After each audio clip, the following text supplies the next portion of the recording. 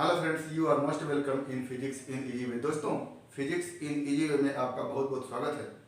दोस्तों, पिछला video clip हमारा प्रत्यावर्ती परिपथ से संबंधित था, जिसमें हमने एलसी सर्किट को देखा था। वहाँ पर प्रेरण कुंडली तथा संधारित्र लगा हुआ था। आज हम एक ऐसे परिपथ को देख रहे हैं जिसमें प्रेरण कुंडली, संधारित्र और प्रतिरोध तीनों लगा हुआ है और ये तीनों श्रेणी क्रम में है। तो इसमें हम देखते हैं कि परिणामी विभव का मान क्या होता है, पूरे परिपथ का इम्पीडेंस जिसको प्रतिबाधा कहते हैं उसका मान क्या होता है, और परिपथ में विभवांतर तथा धारा के बीच कितना कालांतर होता है, तो उसको आज हम देखेंगे। तो सबसे पहले हम इस परिपथ को बनाते हैं जिसमें प्रेरण कुंडली, संधारित्र और प्रतिरोध लगा हुआ है। तो जैसा कि पहले भी हम बना चुके हैं, ये हमारा है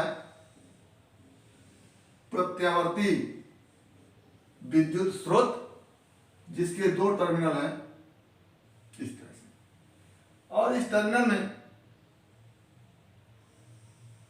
हम नंबर 1 प्रेरण कुंडली, नंबर 2 संधारित्र और नंबर 3 प्रतिरोध को श्रेणी क्रम में जोड़ देते हैं। ये हमारा कुंडली हो गया, ये संधारित्र हो गया और ये प्रतिरोध हो गया। इस कुंडली का सेल्फ इंडक्टेंस, स्वप्रेरकत्व N मान लेते हैं, संधारित्र की धारिता C मान लेते हैं और इस प्रतिरोध के लिए हम R लिखते हैं। ये हमारा श्रेणी क्रम संयोजन में स्वप्रेरकत्व L की प्रेरण कुंडली, धारिता C का संधारित्र और R प्रतिरोध श्रेणी क्रम में जुड़ा हुआ है। जैसा कि आप जानते हैं कि यह प्रत्यावर्तीय धारा स्रोत है, तो इसको हम लिखते हैं V बराबर V0 साइन ओमेगा टी। इसमें V0 जो है इस प्रत्यावर्ती विभव का मैक्सिमम वैल्यू है, पीक वैल्यू है। ओमेगा टी कला है और ओमेगा क्या है, एंगुलर फ्रीक्वेंसी है, जिसको हम 2 पाई एफ से भी लिख सकते हैं। तो अगर हम इसको लिखना चाहें तो भी किसी समय विभवांतर, किसी समय विभव, V0 अधिकतम विभव,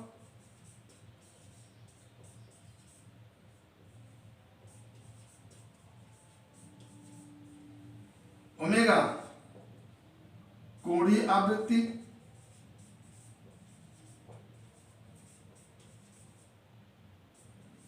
जिसको हम लिखते हैं omega equal to 2 pi F. यह यहां पर है आवृत्ति,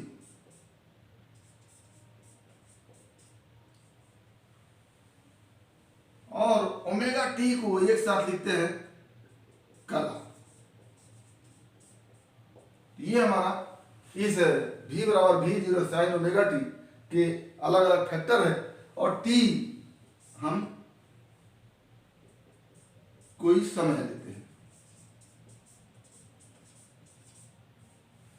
ये अब इसी को हम I equal to I0 sine omega T भी लिख सकते हैं, जिसमें I किसी समय धारा है और I0 धारा का पीक वैल्यू है, धारा का मैक्सिमम मान। तो इस तरह हमारा हो गया यहां से। अब हम देखते हैं कि इस इंडक्टर के सिरों के बीच, इस प्रेरण कुंडली के सिरों के बीच विभवांतर क्या होगा, इस संधारित्र के प्लेटों के बीच विभवांतर क्या होगा, और इस प्रतिरोध के सिरों के बीच विभवांतर क्या होगा। तो जैसा कि हम जानते हैं यह प्रत्यावर्ती स्रोत है। इस स्रोत से धारा हाफ साइकिल में एक डायरेक्शन में होगी और दूसरे हाफ साइकिल में विपरीत डायरेक्शन में होगी। तो धारा की दिशा हमेशा परिवर्तनशील होती है, इसलिए धारा की दिशा को कंटिन्यूअस नहीं दिखाते हैं। मान लेते हैं किसी समय पर धारा की दिशा ये एंटी क्लॉकवाइज है और इस समय धारा का मान I है। इस समय धारा का मान आई, और इस आई को हम लिखते हैं I0 साइन ओमेगा टी। इस आई धारा के प्रवाह के कारण इस प्रेरण कुंडली, इस संधारित्र के प्लेटों के बीच, इस प्रतिरोध के सिरों के बीच विभवांतर को हम देखेंगे।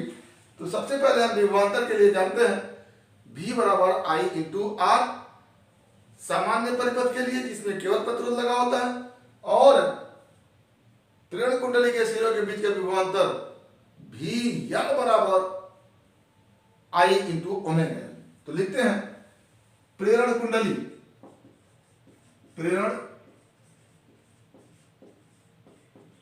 कुंडली के सिरों के बीच विभवांतर, सिरों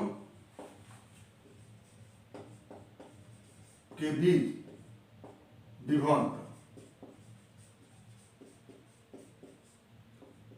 इसको हम VL से इंडिकेट करते हैं। VL बराबर धारा I प्रवाहित हो रही है और XL। XL क्या है? कुंडली के सिरों के बीच इंडक्टिव रिएक्टेंस, प्रेरण प्रतिघात। इसको आप पहले भी पढ़ चुके हैं। तो ये हो जाता है imply that VL is equal to I into omega L. क्यों? क्योंकि XL बराबर होता है ओमेगा एल, और ये क्या होता है? प्रेरण प्रतिघात, प्रेरण प्रतिघात।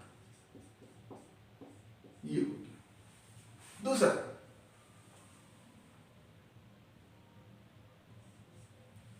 दूसरा संधारित्र के प्लेटों के बीच का विभवांतर। क्या लिखेंगे? संधारित्र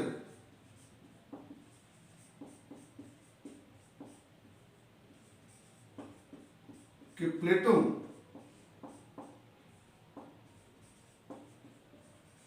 के बीच विभवांतर।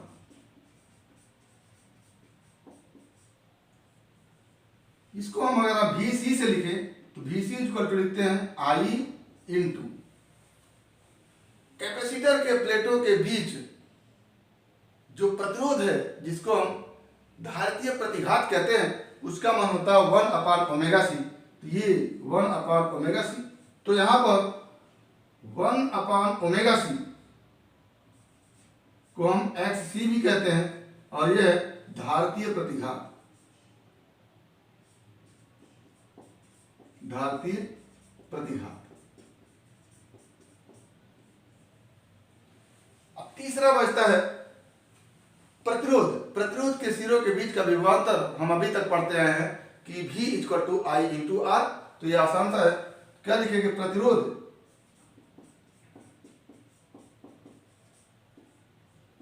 R के सिरों के बीच विभवांतर, इसको हम VR से लिखेंगे। तो VR equal to I into R, ये हमारा हो जाता है। अब इस VL, इस VC और इस VR का हमको परिणामी निकालना है इस परिपथ में। तो जैसा कि हम पहले जानते हैं कि परिणामी निकालने के लिए हम फेजर डायग्राम का यूज करते हैं। फेजर डायग्राम को देखते हैं। तो फेजर डायग्राम बनाने के लिए सबसे पहले हम एक्स एक्सिस को धारा की कला के रूप में देखते हैं। तो ये हमारा एक्स एक्सिस है जिसमें हम धारा की दिशा को दिखाए हैं। और जब हम देखते हैं कि परिपथ में केवल प्रतिरोध होता है, तो ऐसी स्थिति में प्रतिरोध के सिरों के बीच का विभवांतर VR धारा की कला में ही होता है। यानी जो दिशा धारा की होगी, जो कला धारा की होगी, वही कला प्रतिरोध के सिरों के बीच के विभवांतर VR की होगी। तो VR और I की कला एक ही है। ये हो गया। दूसरा हम देखें कि इंडक्टर प्रेरण कुंडली के सिरों के बीच का विभवांतर जो होगा वो धारा की कला से π/2 कला अग्रगामी होगा। यानी अगर हम धारा की कला को x एक्सिस मान रहे हैं, तो x एक्सिस से π/2 एंगल बनाते हुए y एक्सिस को खींचते हैं। यही y एक्सिस प्रेरण कुंडली के सिरों के बीच के विभवांतर को प्रदर्शित करता है। यानी ये एंगल π/2 हो जाएगा और ये y एक्सिस हो जाएगा वाई एक्सिस के अनुदिश क्या दिखेगा हमको, प्रेरण कुंडली के सिरों के बीच के विभवांतर VL की कला दिखेगी। तीसरा, कैपेसिटर के प्लेटों के बीच का विभवांतर, तो जब हम केवल परिपथ में संधारित्र लगा करके देखे थे तो उस समय हम देखे थे कि संधारित्र के प्लेटों के बीच का विभवांतर धारा की कला से π/2 कला पश्चगामी थी। तो ये अगर धारा की कला है तो इससे π/2 कला पश्चगामी यानी ऋणात्मक π/2 बना करके हम VC की दिशा को दिखाएंगे। यानी ये हमारी VC की दिशा हो गई, ये VL की दिशा हो गया और ये VR की दिशा हो गई। तो यहां से हम देख पा रहे हैं कि VL की दिशा अपवर्ड y अक्ष के अनुदिश है और VC की दिशा डाउनवर्ड y अक्ष के अनुदिश है, यानी दोनों एक दूसरे के विपरीत दिशा में है, यानी दोनों के बीच का कोण पाई है। तो ऐसी स्थिति में VL और VC का परिणामी अगर निकालना चाहें तो हम अगर VL ग्रेटर देन होगा VC से तो VL माइनस VC करके देखेंगे। तो क्या लिखेंगे कि यदि VL is greater than VC then तो VL तथा VC का परिणामी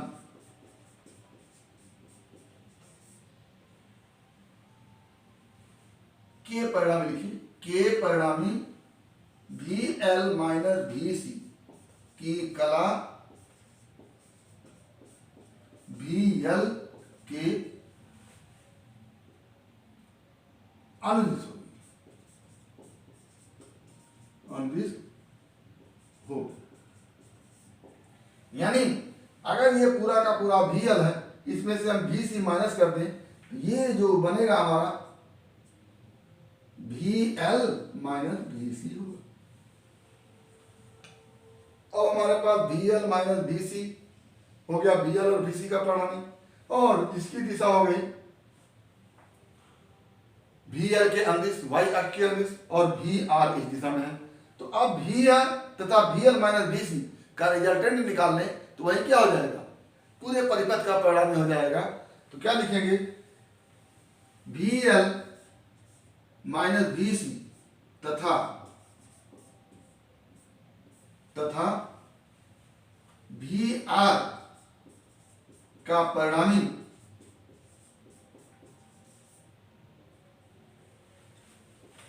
पूरे परिपथ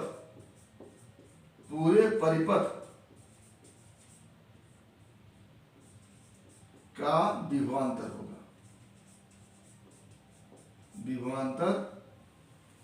होगा। अतः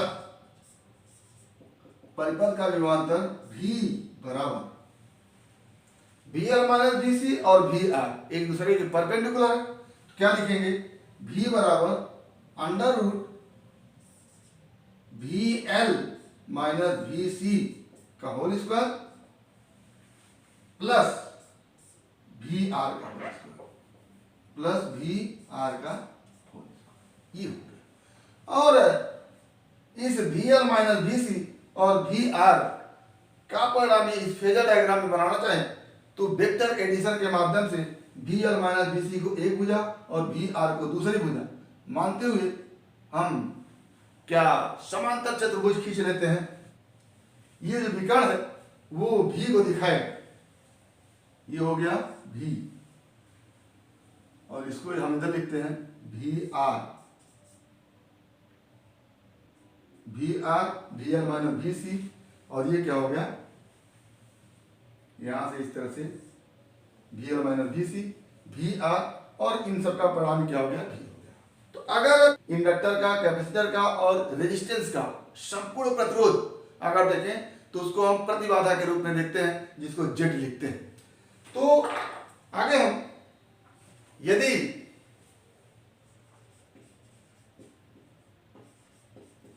परिपथ का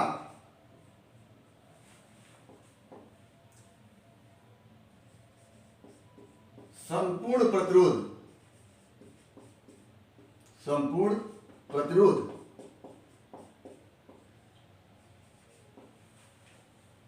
जिसे प्रतिबाधा कहते हैं। यदि परिपथ का संपूर्ण प्रतिरोध जिसे प्रतिबाधा कहते हैं जेड हो तो संपूर्ण परिपथ का विभवांतर भी है तो V इक्वल टू क्या हो जाता है I इंटू जेड। परिपथ में धारा I चल रही है और संपूर्ण प्रतिरोध को जिसे हम प्रतिबाधा कहते हैं जेड मान लिए तो संपूर्ण विभव जो हो जाएगा V equal to I into Z होगा और ये V इक्वल टू यहां पर है तो क्या हो जाएगा implies that I Z V की जगह I Z equal to under root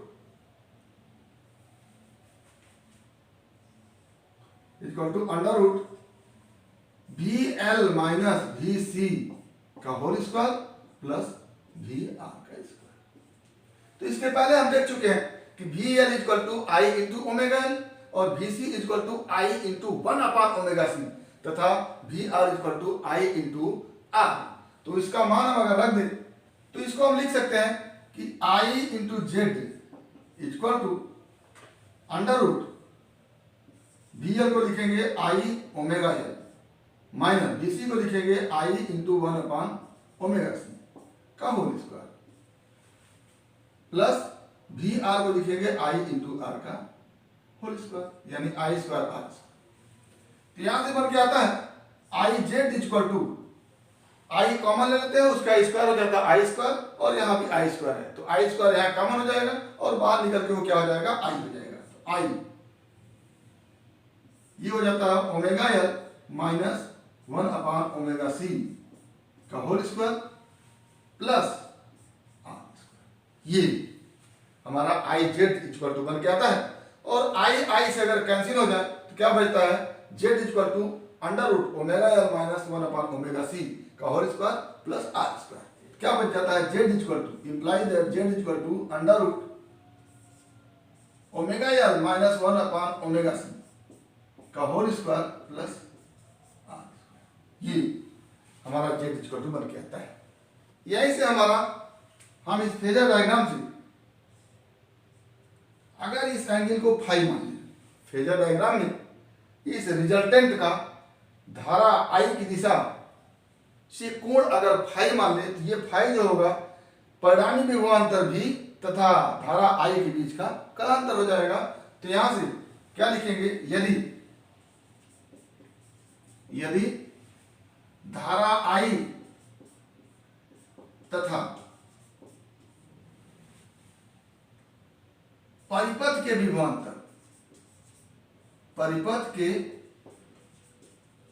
विभवांतर V के बीच कला फाई हो, ये धारा की कला है और ये विभव की कला है, दोनों के बीच कलांतर अगर फाई का मान ले तो यहां से tan फाई इक्वल टू क्या हो जाता है tan फाई इक्वल टू लंब बटे आधार। ये हमारा लंब हो गया और ये हो गया आधार। तो ये हो जाता है VL माइनस VC। ये देखिए यहां से VL माइनस VC है और ये हो जाता है VR। तो क्या हो गया VL माइनस VC अपान VR। और यही से tan phi equal to VL को लिख सकते हैं I omega L minus VC को लिख सकते हैं I इंटू 1/ओमेगा C upon I into R। तो क्या हो जाता है tan phi equal to I omega L minus 1 I into 1/ओमेगा C और बटा I इंटू R। ये बन के आता है हमारा tan phi equal to omega L minus 1/ओमेगा C अपान R। ये एक फॉर्मूला बन के आता है। तो एक जगह बन के आ गया Z equal to omega L minus 1/ओमेगा C का whole square plus R square. ये पूरे परिपथ की प्रतिबाधा हो जाएगी और यहां से यदि परिणामी विभव V तथा धारा की कला I के बीच का कोण फाई हो तो tan phi equal to omega L minus 1/ओमेगा C बटा R लिख सकते हैं। आगे यदि परिपथ में धारा का मान अधिकतम करना पड़े यदि परिपथ में धारा का मान अधिकतम करना पड़े तो प्रतिबाधा न्यूनतम होनी चाहिए, और प्रतिबाधा न्यूनतम तब होगी जब omega L minus omega C क्या हो जाए, जीरो हो जाए। यदि omega L minus omega C zero हो जाता है तो परिपथ का प्रतिरोध केवल आर बचता है। ऐसी स्थिति में प्रतिरोध न्यूनतम होगा या कह लें प्रतिबाधा न्यूनतम होगा, तो धारा की मान क्या हो जाएगी, अधिकतम हो जाएगी। तो यहां से लिखेंगे परिपथ में धारा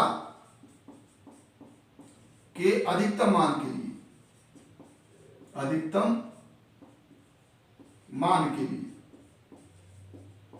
के लिए omega L minus one upon omega C equal to क्या हो जाएगा, zero. Imply that omega L equal to one upon omega C, या इसी को लिख सकते हैं omega square equal to one upon L C, या इसी को एक लाइन और बढ़ा लीजिए, imply that omega equal to one upon under root L C. और ये हो जाता है ओमेगा को हम लिख सकते हैं two pi F equal to one upon under root L सी।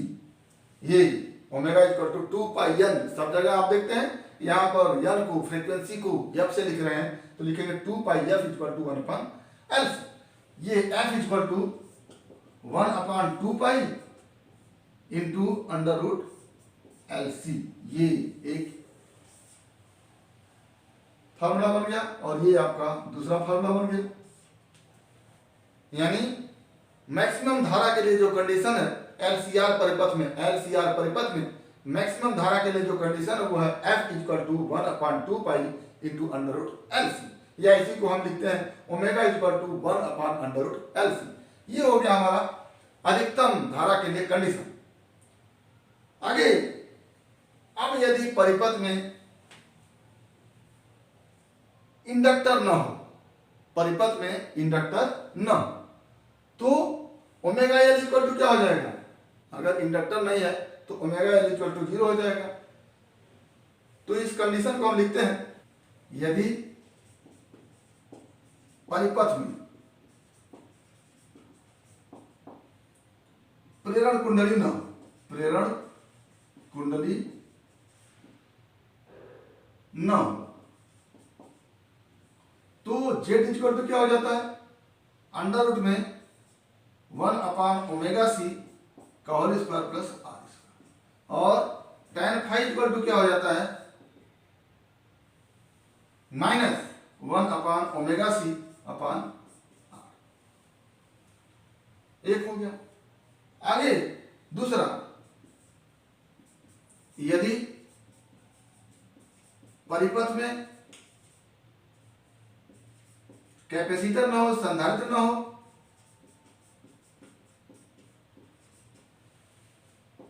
हो, तो वन अपान ओमेगा सी क्या हो जाएगा, जीरो। ना हो तो ओमेगा एल इक्वल टू क्या हो जाएगा, जीरो। इंप्लाई दैट, तो imply that Z equal to क्या हो जाएगा, अंडर रूट ओमेगा एल का स्क्वायर प्लस आर का स्क्वायर, ओमेगा एल का स्क्वायर प्लस आर का स्क्वायर, और tan फाई इक्वल टू क्या हो जाएगा, ओमेगा एल अपान आर। तो इसको भी आप पढ़ चुके हैं। केवल कैपेसिटर अगर लगा होता है तो ये जेड इक्वल टू आता है, ये tan फाई इक्वल टू आता है, इसको भी पढ़ चुके हैं। अगर केवल इंडक्टर लगा होता है तो Z equal to omega L का whole square plus R square आता है, और tan phi equal to omega L by R आता है। और यदि कुछ भी ना लगा हो, ना तो इंडक्टर लगा हो ना तो कैपेसिटर लगा हो, तो क्या लिखेंगे कि यदि परिपथ में केवल प्रतिरोध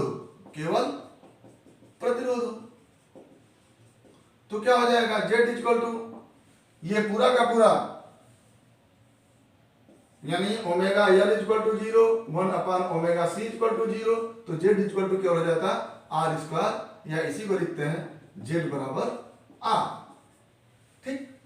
और tan phi equal to omega L minus one upon omega C by R, ये दोनों क्या हो गए, जीरो हो गए। क्या हो जाता है, ये जीरो बटे आर क्या हो जाता है, जीरो, यानी tan phi equal to zero, यानी फाई इक्वल टू जीरो। यानी यदि परिपथ में केवल रेजिस्टेंस होता है तो ऐसी स्थिति में परिणामी विभव भी और धारा की कला I के बीच कलांतर क्या हो जाता है, 0 हो जाता है, यानी धारा और विभव एक ही कला में होते हैं। तो इस तरह से हम देख लेते हैं कि कब केवल कैपेसिटर और रेजिस्टेंस के लगने से प्रतिबाधा क्या हो जाती है और फाई का मान क्या हो जाता है, केवल इंडक्टर और रेजिस्टेंस के रहने से क्या होता है, केवल रेजिस्टेंस के रहने से क्या होता है। तो इस तरह से हम देख लेते हैं। तो ये हमारा आज LCR परिपथ रहा, जिसमें हमने विभिन्न प्रकार के रिजल्ट को देखे। सारे निष्कर्ष को एक साथ निकाल करके देखते हैं तो हम देखेंगे। तो इस LCR परिपथ में सबसे पहला निष्कर्ष आपके पास आ जाता है परिणामी विभव। परिणामी विभव V equal to under root VL minus VC का whole square plus VR square. दूसरा निष्कर्ष निकल के आता है प्रतिबाधा, परिपथ का प्रतिबाधा, परिपथ का प्रतिबाधा ये बन के आता है Z equal to under root XL minus XC का whole square plus R square. इसी को हम लिख सकते हैं Z equal to under root omega L minus 1 upon omega C का whole square plus R square. और तीसरा रिजल्ट बन के आता है tan phi equal to omega L minus 1 upon omega C by R, और इसी को लिखते हैं tan phi equal to XL minus XC by R। ये तीसरा रिजल्ट बन के आता है। तो ये हमारे LCR परिपथ में कुछ रिजल्ट रहे जिसको हम आपके सामने रखे हैं। अगर यदि क्या करें, VC is greater then VL हो जाए, यानी कैपेसिटर के सिरों के बीच का विभवांतर इंडक्टर के सिरों के बीच के विभवांतर से ज्यादा हो जाए, तो यहां पर क्या हो जाता है, VC माइनस VL हो जाता है। क्या हो जाएगा, VC माइनस VL का whole square plus R square. ठीक, यहां पर क्या हो जाता है XC माइनस XL का होल स्क्वायर। यहां पर क्या हो जाएगा XC माइनस XL का whole square plus R square. और यहां पर हो जाता है 1 upon omega C minus omega L का whole square plus R square. और यहां पर 1 upon omega C minus omega L by R कर लेते हैं। तो कुल मिलाकर के केवल जहां अंतर को हम देख रहे हैं वो अंतर का डायरेक्शन बदल जाएगा और सब वही रहेगा। और अंत में हम देखेंगे कि जो परिणामी विभव भी है उसकी कला माइनस में आएगी। यहां से अगर हम tan फाई का मान निकालें, tan phi equal to 1 upon omega C minus omega L by R होगा। और ये जो होगा ओमेगा C के पक्ष में होगा, और ओमेगा C के पक्ष में होने का मतलब कि विभव की कला धारा की कला से फाई डिग्री क्या हो जाएगी, पश्चगामी हो जाएगी। तो इस तरह से हमने LCR परिपथ को देखा। उम्मीद करते हैं कि वीडियो क्लिप आपको समझ में आया होगा। अगर इसमें किसी प्रकार की समस्या होगी तो आप हमारे YouTube चैनल के कमेंट बॉक्स में कमेंट करके अपनी समस्या का समाधान करेंगे। साथ ही यदि वीडियो क्लिप पसंद आया तो प्लीज़ लाइक करेंगे, शेयर करेंगे और हमारे YouTube चैनल को सब्सक्राइब करेंगे ताकि इस तरह की वीडियो क्लिप का नोटिफिकेशन आपको मिलता रहे। तो आज बस इतना ही। अगला टॉपिक अगले वीडियो क्लिप में। एक बार फिर आपके भविष्य के लिए बेस्ट ऑफ लक। धन्यवाद।